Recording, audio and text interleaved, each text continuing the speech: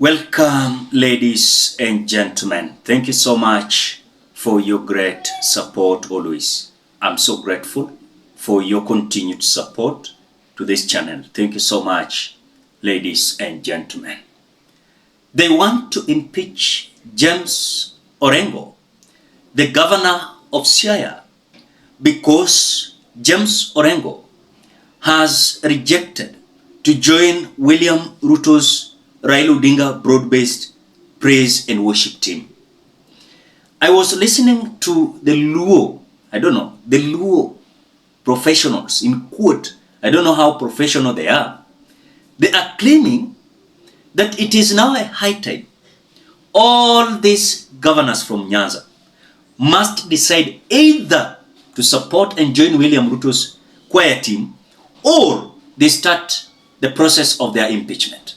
I thought like this, the so-called law professionals, the way I've told you, I don't know how professional they are. I thought like they were bringing this issue of if they are corrupt, they should be impeached. I could have agreed. But now you want to impeach James Orengo. In fact, they are hitting James Orengo so hardly that they want to impeach James Orengo because he has been hitting William Ruto, Raila Odinga's broad-based government. Is that the politics? I want you to listen to them. But before we listen to them, ensure you like the video. When you like the video, you support the work that I'm doing in this channel. Because sometimes you watch and you forget liking the video. So I'm just reminding you, as you watch, please consider liking the video. Thank you so much for that like. Let us listen to them. Here to make it clear that the Luo Nation supports the broad-based government and that this arrangement has not been repudiated. It stands as signed by Honorable Raila and Ruto. It has not been repudiated indirectly, impliedly, or in any way whatsoever.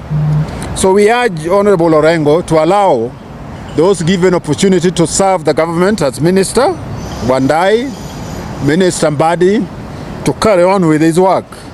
We urge that we give space to those appointed, like the Principal Secretary, to serve in Ruto government. Cooperation. So as a community, we are really saddened by some of his utterances and only requesting him to tone down a little bit and so that we ensure that some of the things that we really want to achieve as a community, we achieve during this space that His Excellency Raila Odinga has created.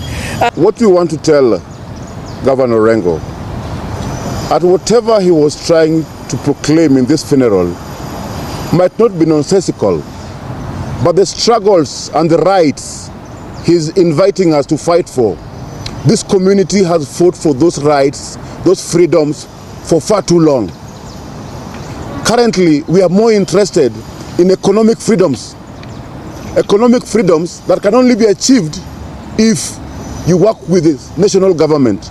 As you all know, 85% of our GDP is still held by the national government. We are telling Governor Orengo, we completely agree that we've been in the struggle, that we want to be in the struggle for democracy, for human rights, or whatever struggles that we want to be. Governor Orengo, please desist.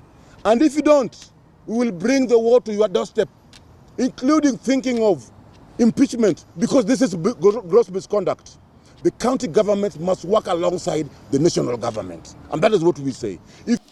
As if that is not enough, James Orengo said it very clear. Very clear. And this is what he said. Courageous and selfless Gen Zs lost their lives while opposing Ruto's tyranny, corruption, and high cost of living. My party decided to dance on the graves of the Gen Zs and enjoy the spoils of war while more youth were being abducted, tortured, and killed.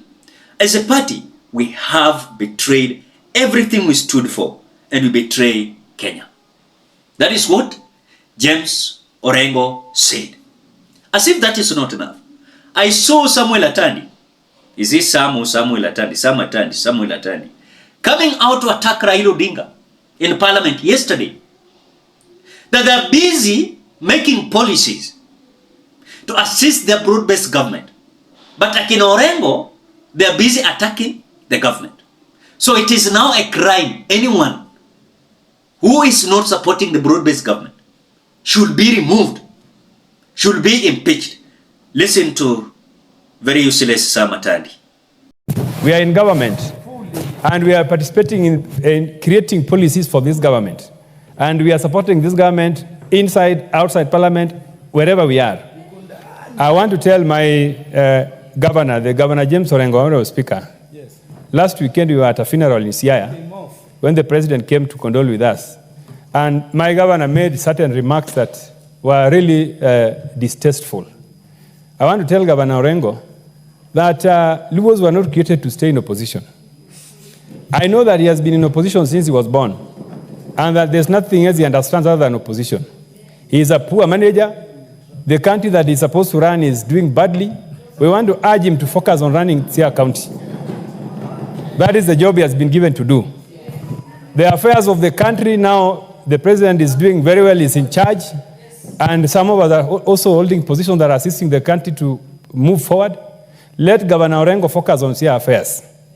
Let him stop poking his noses on the affairs of national government. Lastly, Honorable Speaker, Governor Orengo is also a governor who is interested in affairs of national government and is always begging President RUTO to help him finish his projects. I am aware that he's begging the president to help him. Honorable Atandi, let's be careful because this member is not here. That governor is not here. I want to say that, let me conclude, Honorable Speaker, by saying that we want to plead with our members, wherever they are, that this is the moment we have to transform the country, all of us, and the appointments which the President RUTO is doing and giving to our members of ODM, especially the former organized secretary of the ODM party, Honorable Abdisalan, who has now been made a permanent secretary. These appointments are going to help the country solidify and make our country stable, make our country prosper, and when the country prospers, it will be good for all our citizens. Madam Speaker, I support. Now, when you can clearly listen to the total nonsense argument of the so-called Samatan, is now the chairperson of Budget Committee in the National Assembly. So he has that gut to lecture anyone. Enda hapa Alego Songo utaona hakuna kitu imefanywa.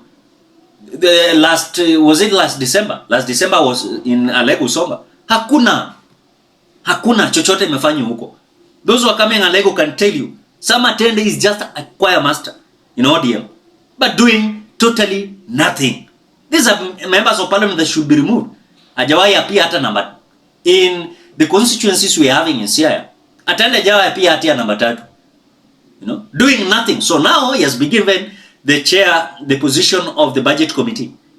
Busy lecturing us how now Orengo should support the government, or else in fact, as we speak, Atani is the one who is trying to mobilize the impeachment of James Orengo in the CI.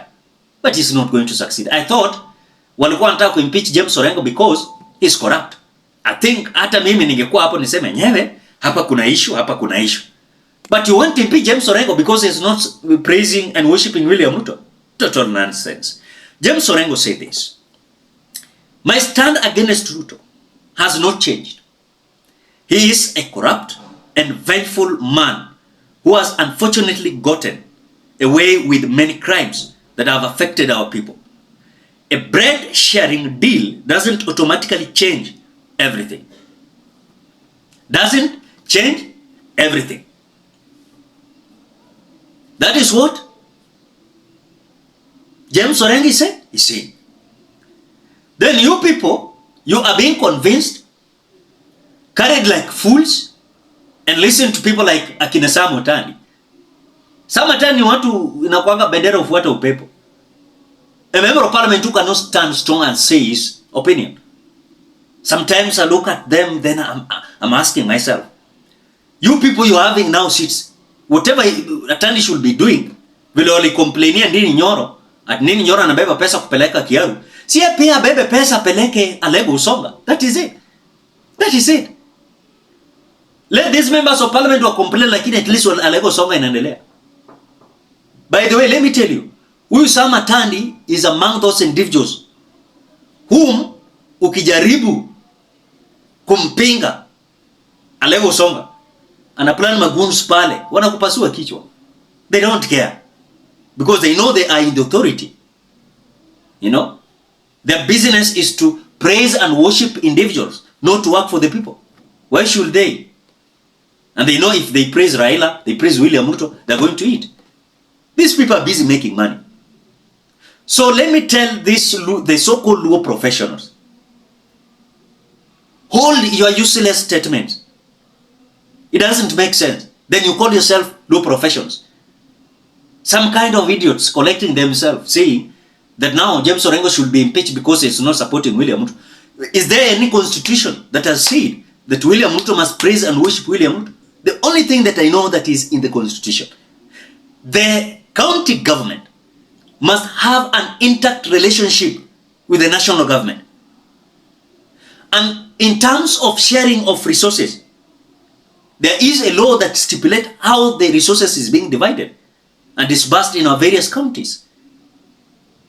Is there anywhere in the constitution any article that says that James Orengo, if you don't support William Ruto, if you don't worship William Ruto, or broad-based, what is broad-based government? Constitution. Then you will want to impeach you. Total nonsense. And that is where we are. What do you think, Kenyans? Perhaps that is my opinion. What do you think?